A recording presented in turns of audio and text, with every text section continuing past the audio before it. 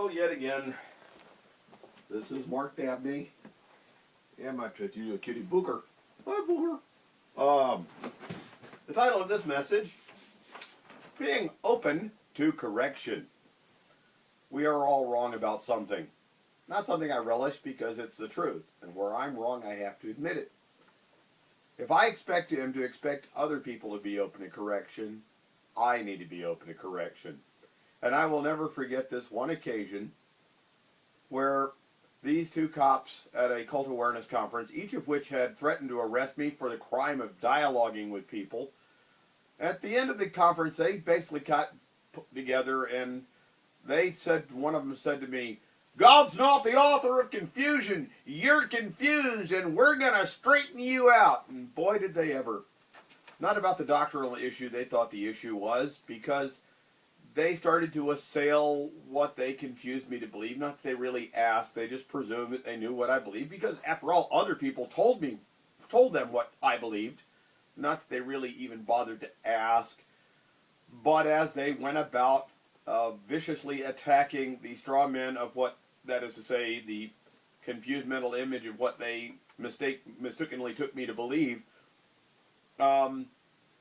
basically, there they were assailing me, pushing me into a defensive posture, and, asking me one question. I want to try to answer one question, and they hit me with another question, and really just, And I'll never forget, yes, they did show me where I was wrong. Yes, they did. Because as they were verbally assaulting me with their questions and their quarrelsome, argumentative tone, I prayed, good Lord, do I come across as rude and obnoxious as these guys are being right now? And I didn't like the answers, like, oh, yuck. So the thing is, like I say, sometimes we need to be considerate. Like when I was going in the Air Force, I was issued the cotton fatigue shirt. And when I was going through jet engine mechanic training, there was one of the fellow airmen there who said, there's something wrong with that shirt. You ought to take care of that. And he gave me the old importance of appearance talk, the old pride in the uniform talk. He was civil about it. He said, "Oh, it was okay." And, he wasn't mean or condescending about it. He said, you hear me, Dabney?" I said, "Yes, I hear you." "Well, what have you got to say for yourself?" And I looked him straight in the eye and I said to him, "I think that your criticism of my appearance would be a whole lot more effective if you would first zip up your fly." Again, we're all wrong about something, and if I expect somebody else to be open to correction, then I need to be open to correction. And one thing I've come to recognize is that there's times where people feel intimidated, because it's kind of like the old joke about the guy's out looking for his keys, and it's like, well, where did you last have them? Well, they were over there. Well, why are you looking over here? Well, the light's better over here. What? Oh, well, I feel more comfortable talking about this problem I have with that guy over there. I prefer to talk with the people that I'm comfortable with. And it's like, well, of course, you don't feel comfortable with them. You have some kind of issue with him. But you're not going to find the solution there any more than when you lost your keys in the dark and you look for them where you have light. You're looking in the wrong place. So, again, people need to go to the person they have an issue with, like following Matthew 18, which has been a personal point of irritation I've had with the various Christian denominations and non-denominations and anti-denominations, because they'll talk the talk, but they don't really do it. And one thing I try to concede, because I know that my neurological condition can sometimes set people ill at ease and make them think that I'm going to do something, and I don't know what the deal is in terms of how other people interpret my demeanor. I don't mean to be putting people on edge, and actually I try to be very congenial, but if it helps people address the issue they have with me, if they want to bring one other person with them to say, "Hey, Mark, we need to address this," and look, just don't push me into a defensive posture. I'll try not to push you into a defensive posture, and let's stick to the issues of the outward demeanor. What is the behavior that's causing the problem? Because there's one thing I hold to, is called the sanctity of the cranium. And you go, what? Well, to sanctify means to set apart. And the cranium, of course, is the skull. I don't know what's going on inside somebody else's skull. I have a hard enough time keeping track of my own thoughts. And so I don't presume to know what's going on inside somebody else's head. So the thing I try to be very clear is, if it's one thing to presume in the positive and disown the negative. Unless a person thinks that it's being said in a sarcastic manner, no one has a problem with saying, I know you didn't mean to do any harm, and you really want to do what's right. If somebody thinks that you're being sarcastic when you say that, yeah, they're going to have a problem with, oh yeah, thanks a lot. But let's be genuine. People will do what they believe to be right, however tragically misguided that may be. Because I remember some years ago, I was really upset with people who, for whatever reason, they weren't coming to me about issues they had with me, but they had no problem going to other people. And I was telling them, I know that person and that person and that person, they're talking about me behind my back. And my good friend Tim said, you mean kind of like what you're doing right now? And I'm like, ow, got me. Yes, guilty, been there, done that. And so where I'm wrong, I have to own up to it. But the thing is, I want people to feel more comfortable. It's like, look, whatever I'm doing, just don't assume that I'm being malicious. I'm clumsy. I'll be the first to admit it. A lot of people don't understand Asperger's syndrome. They don't understand that I don't mean to make people feel uncomfortable. But I do want people to it's like, please, like I've said in my gospel presentation, if you love me as your brother in Christ, please show me where I'm wrong. And if I'm doing something that's making you feel uncomfortable, please bring it to me.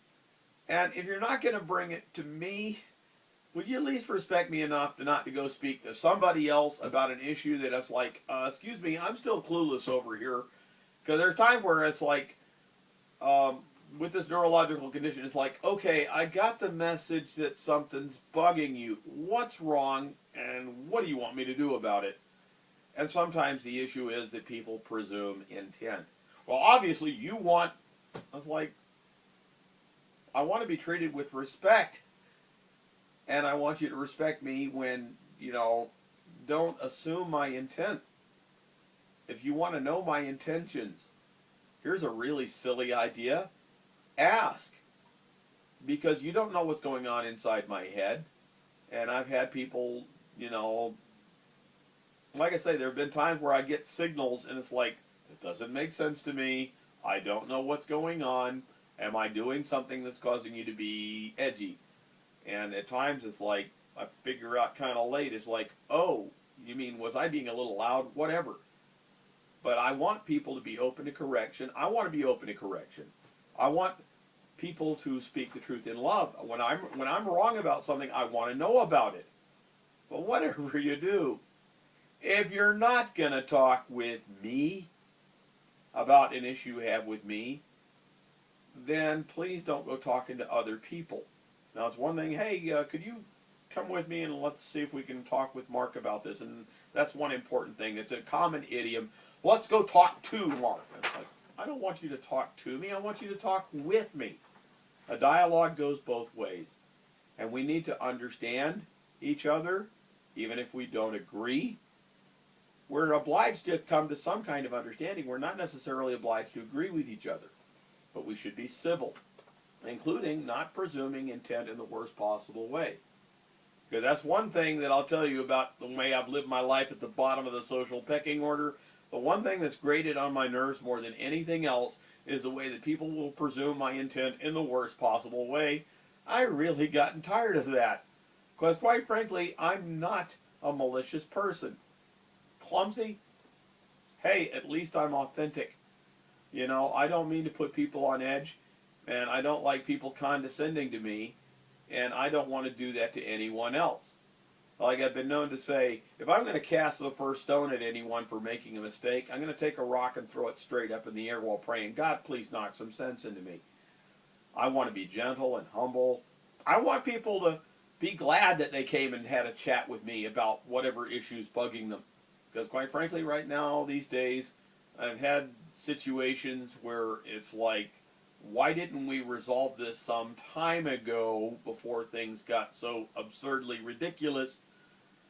You know, and I've had situations where people went to the church leadership or went to the people they feel comfortable with about issues they had with me because apparently they felt for some reason that I was unapproachable. But then it's not like they even tried.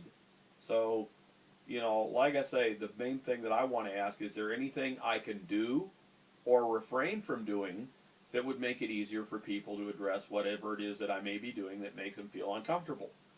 Okay? Because, like I say, there's times where it's like, oh, I'm sorry, am I being a little loud?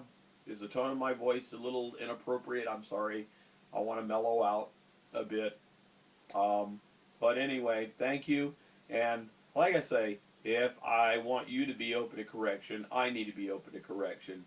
But let's respect that you really don't know what's in somebody else's head or heart. So when you ask, do so with respect. Try to bring out the best in people. I know you didn't mean to do any harm and you really want to do what's right. Don't presume, disown the negative and presume the positive. Because quite frankly, I don't like people presuming my intent in the worst possible way, and I don't want to do it to anyone else. Thank you.